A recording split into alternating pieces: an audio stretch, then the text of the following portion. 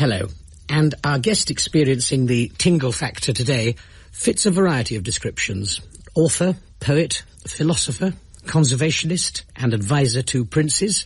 He's a jazz musician with a military career which is probably better known to today's generation than either that of Napoleon or Attila the Hun.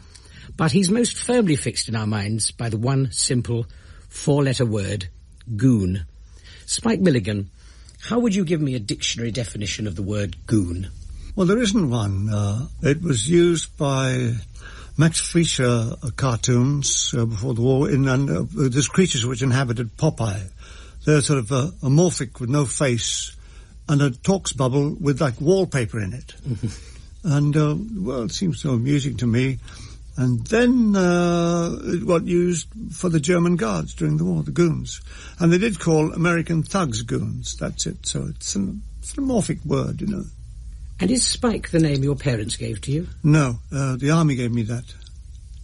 Like in the army, if you're white, you're called Chalky, or Murphy, you're called Spud.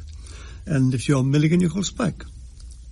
Long before your radio and television career, which goes back over some 40 years now, you started out as a band musician, didn't you? Well, we were so poor. We didn't have any money, and I had this yearning to be a musician. First of all, I used to win Bing Crosby contests, and then you couldn't just sit in a band, and so you had to learn. So I learned to play the guitar. Mm-hmm. Then it wasn't loud enough, the age before the electric guitar, so I then learned to play the trumpet, and I played it very well. In fact, I had an audition just for the war with Oscar Rabin's band at Hammersmith Palais as second trumpet, and then I got called up, and I've come down since. Was it from those years that we get your first Tingle? Well, among there's a Tingle. I get a Tingle of lots of records, but one in particular was called the Woody Herman Herd, the band that plays the blues, and they recorded a piece called The Four Brothers, and what made it unique was the first time that 4 tenor saxophones had been scored as a harmonic quartet. Normally it's alto, 2 tenors and baritone. Here's was 4 tenor sax players. It was the most superbly balanced reed team the world's ever known. The tune was wonderfully middle of the road. I said middle of the road, you think you cover entire marks, don't you? And it was a superb piece of music, a great piece of jazz music.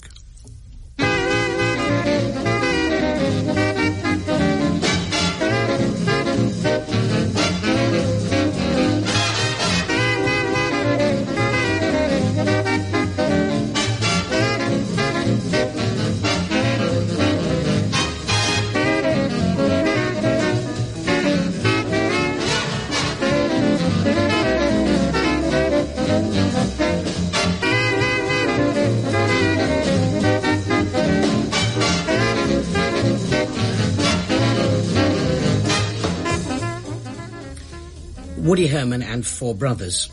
Spike, is your love of music because of your parents or in spite of your parents? Well, my father was a singer and a dancer, apart from being a soldier. My mother was a musician and a trained contralto.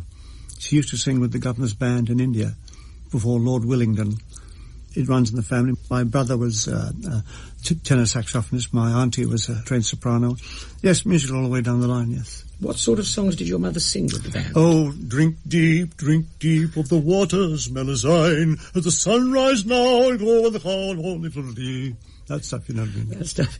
Spike, how do you listen to music? Do you play it a lot and sit down and concentrate, or do you just have it on as an accompaniment to whatever you happen to be doing during the day? Oh, I couldn't be a barbarian like that most people in England are today, you know. I have my room double glazed, so I don't get any noise, and I listen to it, and it's one of the great pleasures of my life. So you don't have a radio in the car or things like that to listen to music? Well, I listen to the test match or rugby like this, but the quality of sound is so bad on a car radio. It's like listening to it in Braille almost. You know. Did your involvement with what people call classical music begin when you were little, or did that come later? My grandmother and grandfather used to sing classical pieces like my Brave Arab Steed and the Larboard Watch. And then during the war, somebody gave me 2 tickets to go to the San Carlo Opera House where Puccini's Bohème was being played. And of all things, Gigli was playing the part of Rudolph. And I was stunned. This music was gorgeous, totally treacly and over the top, but nevertheless gorgeous. And I've never stopped listening to classical music since. Well, you not only share my love for Puccini and Bohème, but you also share my love for Ravel. It's an odd thing about Ravel. Have you noticed, you're talking about being in a jazz band, how many jazz musicians seem to admire Ravel's writing? Well, yes, I don't know it, but it has all the, what's that word, that sort of jazz feeling without any tempo to it. That's the measure of him as a jazz man, yes. And what are you going to play for us today from Ravel? Well, going around the shop once looking, and I saw this thing, and I didn't decide, I thought it's Ravel, that's good enough for me, and I took it home, and there was this delicious, beautiful, delicately balanced piece. Sheer delight from beginning to end, and also his ability to structure small ensembles like this. It's, they have to use the word genius, that's all. But in it I discovered there was a delightful little waltz that suddenly came out in the middle sections like this.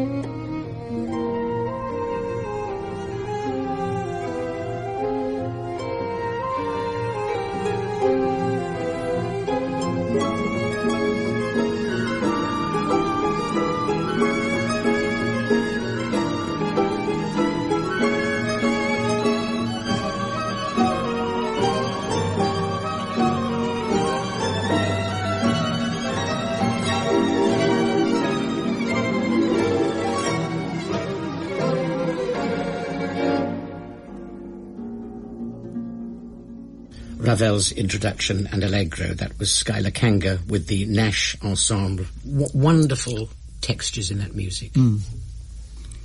When you were making your choice of recordings for us to play, how important were the performances? I mean, are there some pieces which you wouldn't have included were it not for a particular interpretation?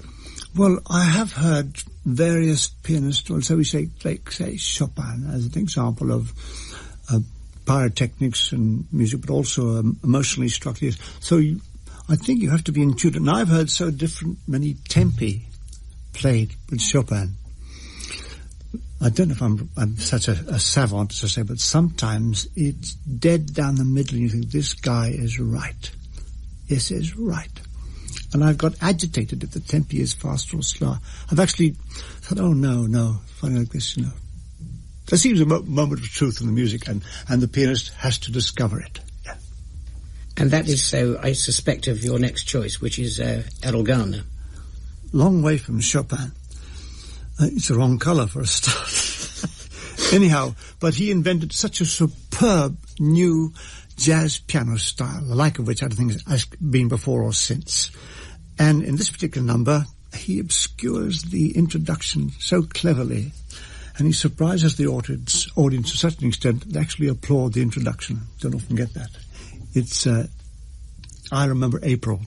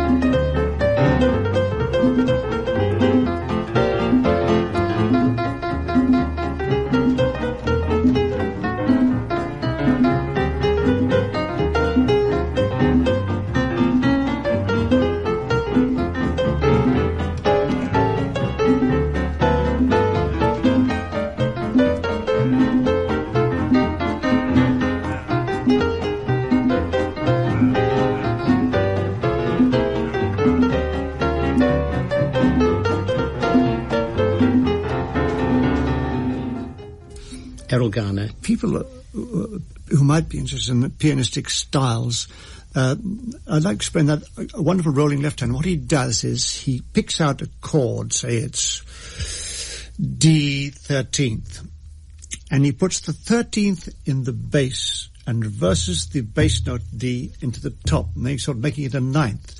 And then he rolls it from the left hand right the way through to the middle finger up to the thumb, and rolls it with such a degree of certainty, it's almost phenomenal.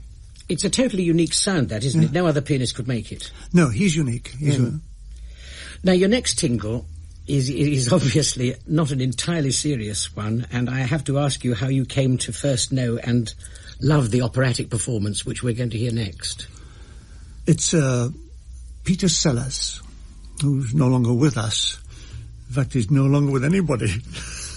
And he played this record to me, and I was delighted that somebody could make such an appalling sound and be recorded and go to what hall was it? The Carnegie Hall. Carnegie Hall. Fill it out completely, 2 nights running, and not one member of the audience gave the game away.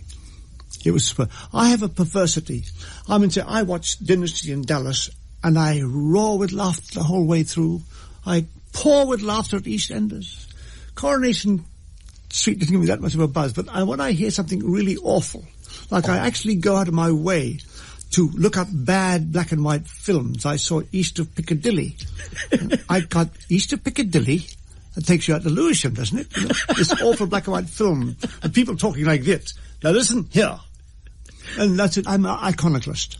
A musical and classic iconoclast. I love hearing people destroy themselves, as only this woman can do.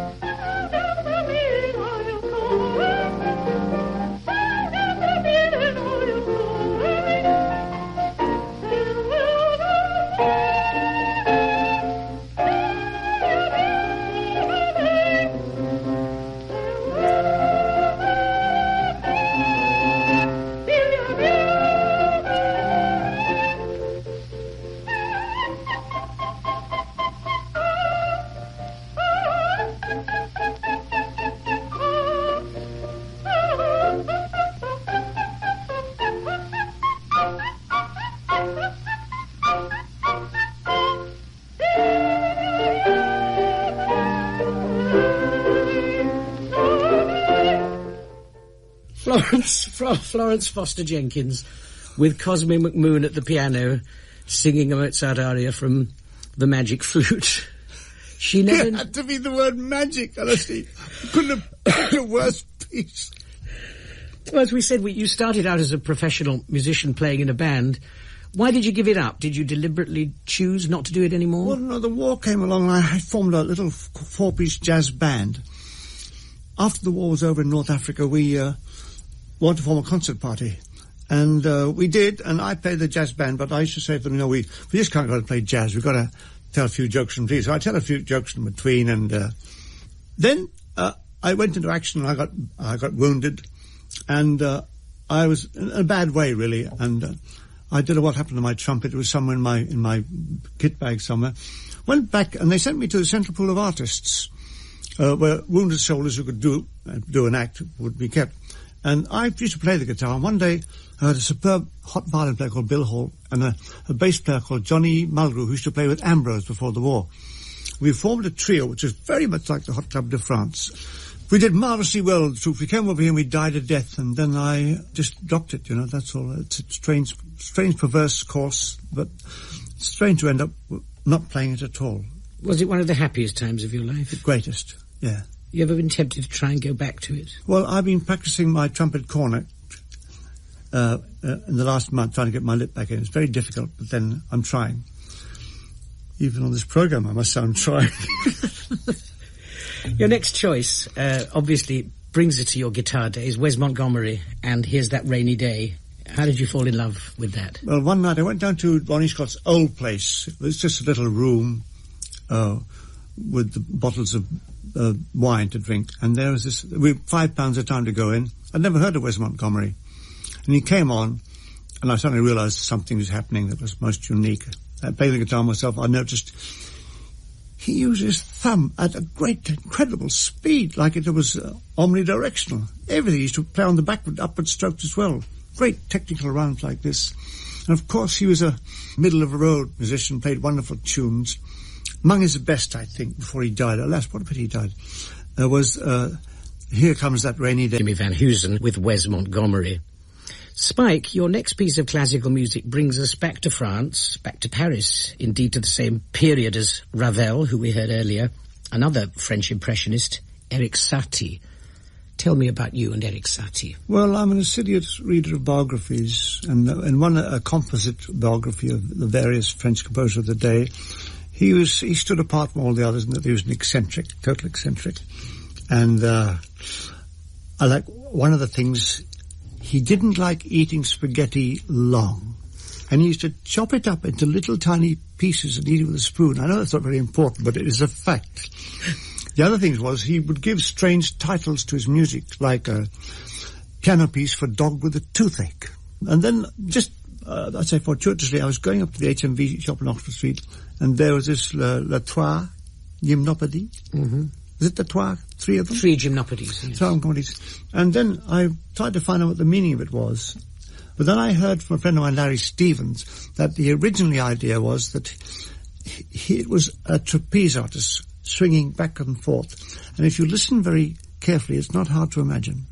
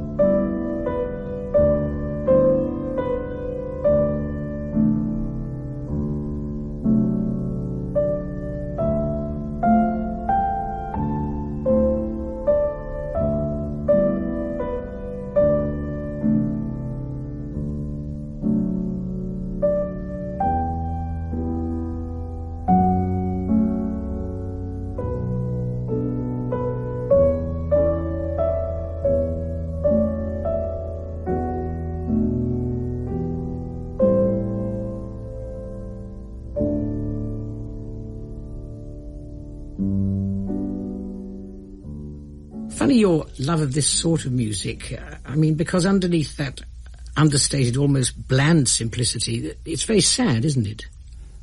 Hauntingly so. Are you a sad person inside? Yes, I'm an Irishman, and we, by decree, are a depressive people, you know. We're never happy unless we're gloomy. You're very sensitive. Does it sometimes seem to you that the world's faults outweigh its virtues? Oh, yes, most certainly now, and I would say it would be all mainly, as you all know, it's environmental. We have a tremendous environmental problem in this world. I don't worry for myself, but I do worry for, not particularly my grandchildren, but all the little children that are to follow us. We're not going to leave it in a very good state if we leave it like it is at the moment.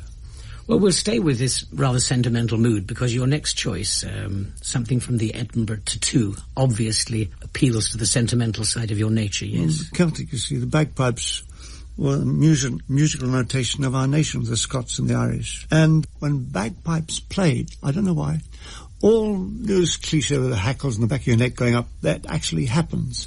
But then it was reinforced during the war when I saw C Company of the 2nd Ton Irish Guards making an attack in daylight that should have been done at night across a wheat field, and the piper was with them, and I watched them all go. Very few of them get to the top.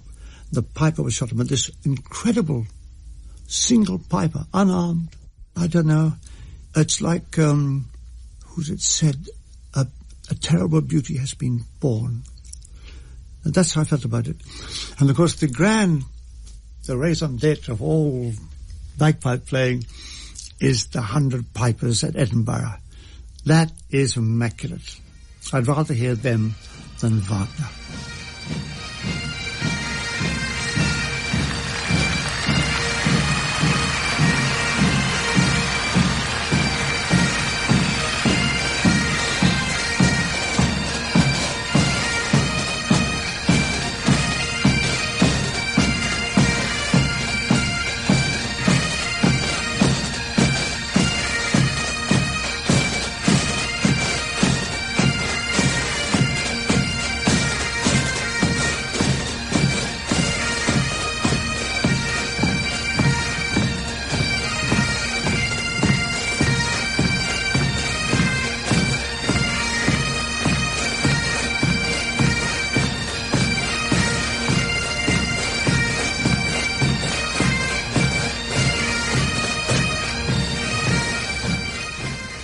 Massed pipes from the Edinburgh Tattoo.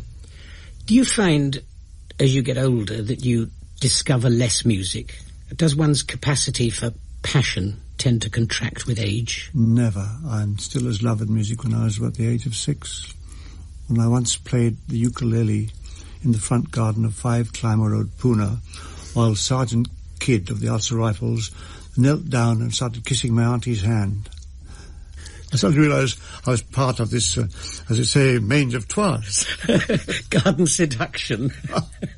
I find it fascinating that as we come to the end of this programme, that almost every one of your tingles, the Sati, the Ravel, Errol Garner, a lot of them amount to a small, private, almost personal statement.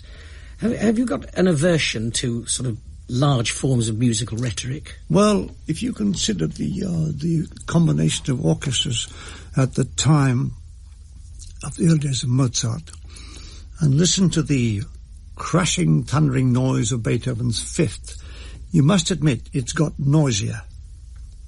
And I don't like noise. But your final thrill is on a very grand scale indeed. It is a big orchestral work. Bax's tone poem Tintagel. What were you doing when this first hit you then? Well, I was staying in Camelford, I think it is, in Cornwall, that's right. And they've all got King Arthur's shoe shop and all that lark, you know. Yeah.